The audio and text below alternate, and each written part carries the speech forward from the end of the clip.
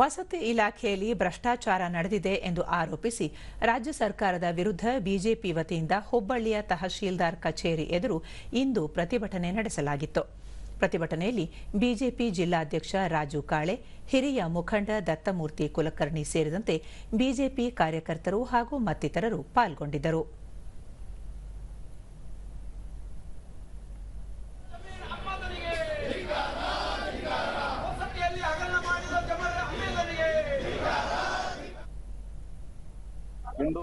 ದೂರದರ್ಶನದೊಂದಿಗೆ ಜಿಲ್ಲಾಧ್ಯಕ್ಷ ರಾಜು ಕಾಳೆ, ಬಡವರ ವಿರುದ್ಧವಾಗಿ ರಾಜ್ಯದಲ್ಲಿ ಆಡಳಿತ ನಡೆಯುತ್ತಿದ್ದು, ವಸತಿ ಇಲಾಖೆ ಸೇರಿದಂತೆ ಹಲವು ಇಲಾಖೆಗಳಲ್ಲಿ ಭ್ರಷ್ಟಾಚಾರ ನಡೆಯುತ್ತಿದೆ. ವಸತಿ ಇಲಾಖೆಯಲ್ಲಿ ಲಂಚ ಪಡೆದು ಬಡವರಿಗೆ ಮನೆಗಳನ್ನು ನೀಡಲಾಗುತ್ತಿದೆ ಎಂದು ಆರೋಪಿಸಿದರು. ಒಂದೇ ಎರಡು ಹಗರಣ, ನೂರಾರು ಹಗರಣ, ಇಳಿಸಿದಷ್ಟು ಸಿಗಲಾರದಷ್ಟು ಹಗರಣಗಳು ರಾಜ್ಯದಲ್ಲಿ ನಡೀತಾ ಇದೆ.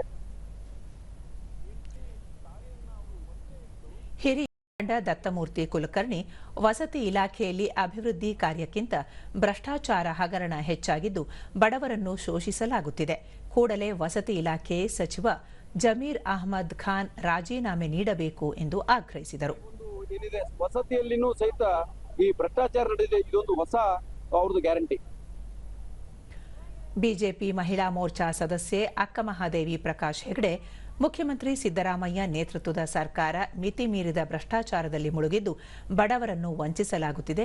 ವಸತಿ ಇಲಾಖೆಯಲ್ಲಿ ನಡೆದಿರುವ ಭ್ರಷ್ಟಾಚಾರಕ್ಕೆ ಸಂಬಂಧಿಸಿದ ಸಚಿವರು ರಾಜೀನಾಮೆ ನೀಡಬೇಕು ಎಂದು ಹೇಳಿದರು.